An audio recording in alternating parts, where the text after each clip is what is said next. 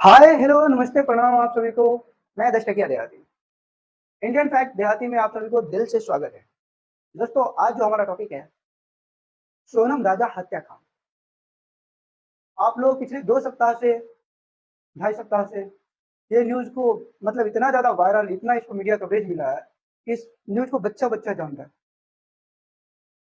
और इसी का जो एक फैक्ट है कंक्लूजन है सारे मीडिया रिपोर्ट्स को पुलिस रिपोर्ट्स को एक साथ लाते हुए आज मैं वीडियो बनाने जा रहा हूँ। अभी बहुत सोच समझ कर ये वीडियो बनाने जा रहा हूँ क्योंकि ये जरूरी है हमारे समाज के लिए। दोस्तों आप लोगों ने बहुत सारे मीडिया रिपोर्ट्स देखा होगा। दिन भर भखेरे खूब चल रहा था कुछ दिन पहले, अभी भी चल रही है। इसलिए मैं भी जरूरी समझा कि मैं इस पर वीडियो बना लूं। तो आप लोगों को क्या लगता है राजा रघुवंशी हत्याकांड में मुख्य आरोपी कौन है? सोनम है, सोनम के पिता है, या फिर सोनम का बॉयफ्रेंड है, सोनम का माता है, या फिर उसका भाई? बेचारा राजा तो गया, उनके परिवार के लिए मेरे पास शब्द नहीं है। इस दुख के घड़ी में वो कैसे जी रहे हैं, कैसे अपने आप को बात पा रहे हैं। बट राजा तो बलि का बकरा बन गया। दोस्तों उसे क्या पता था कि मैं शादी करके हनीमून मनाने जा रहा हूँ और मेरा वहां पे हत्या हो जाए।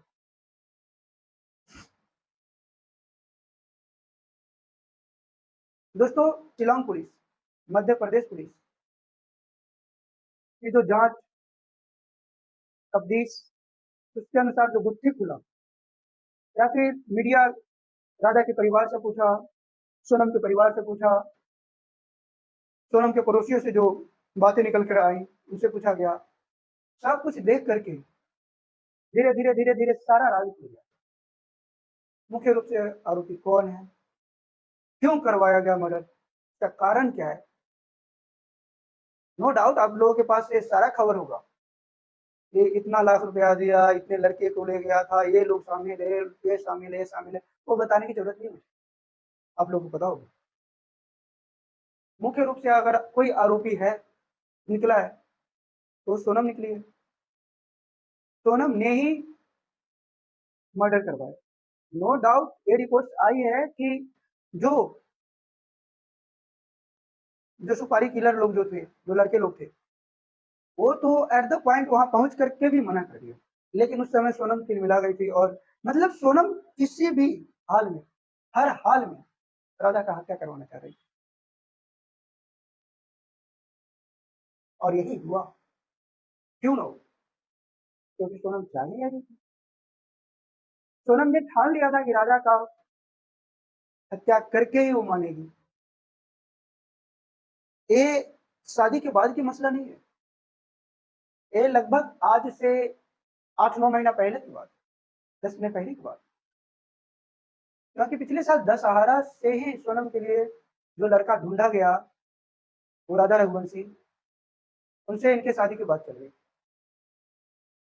ये ऑनलाइन जो कुछ ऐप आते हैं वहां से राजा रघुवंशी को सोनम के भाई गोविंद ने पसंद किया था राजा को। उनसे कांटेक्ट किया गया, सोनम को दिखाया गया। सोनम उसी वक्त मना कर देती कि मुझे शादी इनसे नहीं करना। एक खबर तो ये भी आई कि राजा रघुवंशी से भी पहले एक लड़का से और सोनम के दिखा सुनी हुआ था। सोनम वहां भी मना कर दी। सोनम के मना करने के बाद भी वहां सब कुछ तय हो गई थी। सगाई होते होते टूटी। रा, राजा रघुवंशी की शादी से पहले सोनम की किसी और के यहाँ भी शादी लगी थी और वहां फिक्स भी हो गई थी, वहां से भी टूटी। दोस्तों दोस्तों पॉइंट यहाँ ये समझने वाली है कि सोनम शादी क्यों नहीं करना चाहती थी और उनका परिवार क्यों शादी करवाना चाह रहे थे। दो ही पॉइंट है। वो तो हत्याकांड हो गया, बड़ा मसला खड़ा हो गया, लेकिन उससे पहले तो बहुत दिन से किसी को नहीं थी। मेन पॉइंट ये था कि सोनम के घर वालों को पता था कि सोनम का अफेयर है किसी लड़के से। ये उनको शायद पता नहीं था कि राज ही है जो उनके कंपनी में काम करता है, उसका नौकर है। और सामने से राज भी दीदी दीदी बुलाता था सोनम को। परिवार में किसी को डाउट ही नहीं हुआ। शायद उनकी माताजी जानती रही होंगी, लेकिन और किसी को पता नहीं था। और राज जो है वो कुशवाहा जाति से, कुर्मी जाति से, जो कोयरी कुर्मी जो होते हैं, जो कोयरी कुर्मी जाति होती है, तो कुशवाहा थे। और इधर जो सोनम थे वो ठाकुर परिवार से आते।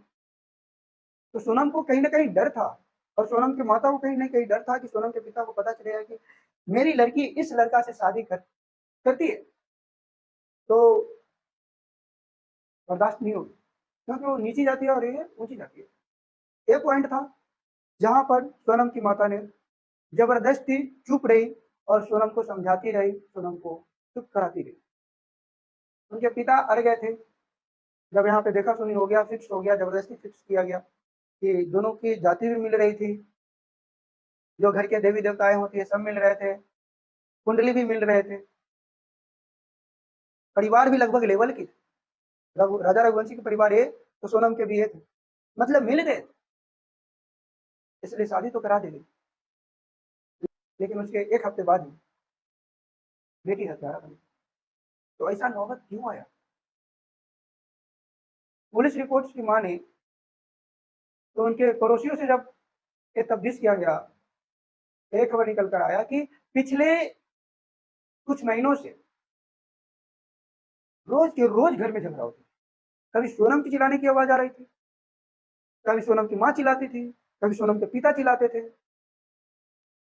सोनम बार बार बोलती थी कि मैं इस लड़की से शादी नहीं करूंगी। सोनम के पिता बोले थे उस लड़की से शादी नहीं करेगी तो हम जहर खा के मर जाएंगे, जो अक्सर हमारे समाज में पाए जाते हैं इस बात को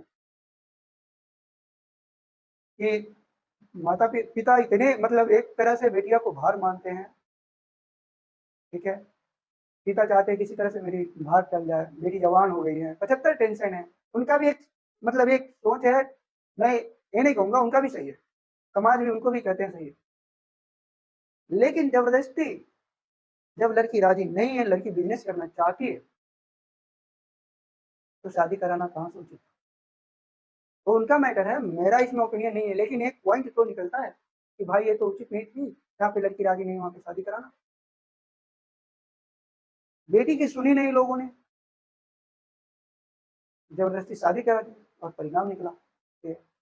लेकिन इसमें भी सोनम अपने सुहाग को क्यों कर, माना जाता है ना कि पति परमेश्वर होते हैं इस दुनिया में। अगर औरत के लिए, लड़की के लिए कुछ भी है, शादी होने के बाद उनका पति पहले स्थान पे आता है, उसके बाद फिर भी उसने क्यों मार दी?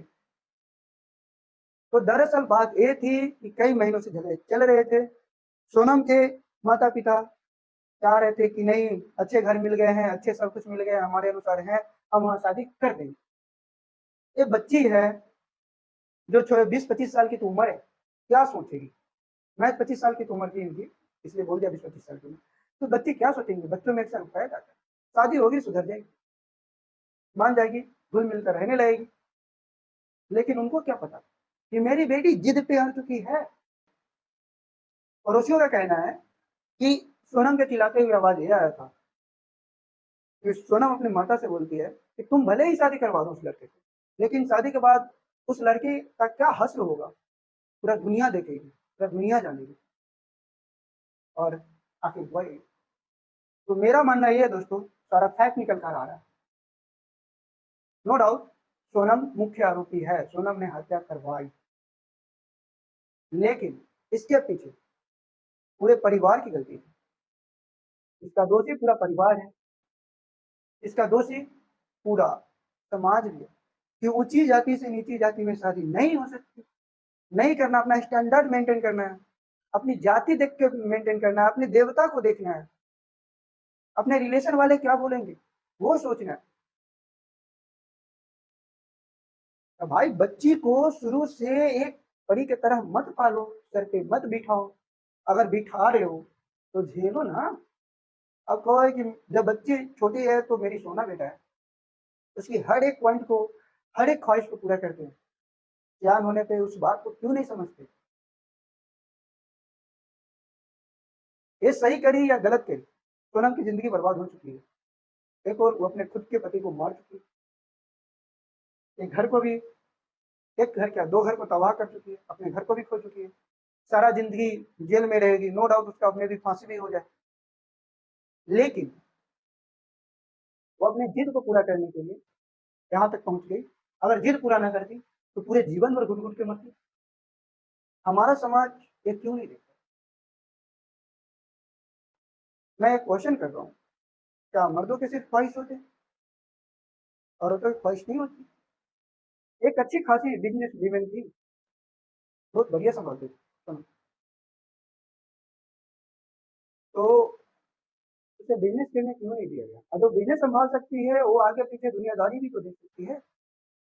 सोनम को इतना समझ में थी, अच्छी खासी समझ थी। तो एक बिज़नेस चला रही है, तो दुनिया को भी समझ पा रही है। तो उसे इतना समझ तो ज़रूर होगी कि हम अपने लिए लड़का कैसे ढूँढें, हम अपना दुनिया कैसे सँभाल सकें, ये तो उसे समझ में। तो क्या इसमें परिवार का चूक नहीं है? 100% अगर फ़ॉल्ट है, मैं बोल रहा हूँ, इसमें मेरा अपना ओपिनियन बोल रहा हूँ। सोनम की 50% गलती है, तो 50% उसके परिवार का भी गलती है। जब लड़की राज़ी नहीं थी, लगातार 5 महीने से वो ना, ना, ना, ना, ना बोल रही थी, तो पिता ज़हर खा के मर जाने की धमकी क्यों दे रहे थे? परिणाम आया, एक जिद सोनम की, एक जिद सोनम के माता-पिता की, दोनों ने सिर्फ़ जिद पे अड़े, जिसके कारण दोनों घर तबाह हो गए। और यहाँ पे पूरा मुख्य रूप से अगर दोषी है कोई, तो ना सोनम है, ना उनके माता-पिता हैं, अगर है तो दोनों के जिद। और 100% यही है फैक्ट कि सोनम की जिद ने उनके माता-पिता के जिद ने उनका शादी कराया, सोनम के जिद ने उनकी अपनी दुनिया उजाड़ी। तो आप लोग का क्या राय है इस पे? कमेंट बॉक्स में बताइए और जितना हो सके इस वीडियो को शेयर कीजिए अपने दोस्तों में, समाज में और इस वीडियो को शेयर करिए, देखिए, समझिए बात को कि हमारे घर, आपके घर, उनके घर ऐसा कुछ ना हो इन फ्यूचर। क्योंकि बदनाम कौन होता है? समाज होती है। बर्बाद कौन होता है? एक घर, 2 घर, झेलना तो पूरा ज़िंदगी भर पड़ जाता है, सिर्फ़ एक गलतफ़हमी के कारण। तो चलिए, आज के लिए इतना ही। बाय-बाय, टाटा। आप लोग कमेंट में करिए, आप लोग को जवाब दिया जाएगा। हमसे बात करना है तो 10 टकिया देहाती इंस्टाग्राम पे मिलिए, यूट्यूब पे 10 टकिया देहाती ऑफ़िशियल है, वहाँ पर मिलिए। और ये जो चैनल है, इंडियन फैक्ट देहाती, यहाँ पर भी आप कमेंट करके हमसे बात कर सकते हैं। तब तक के लिए इतना ही, बाय-बाय।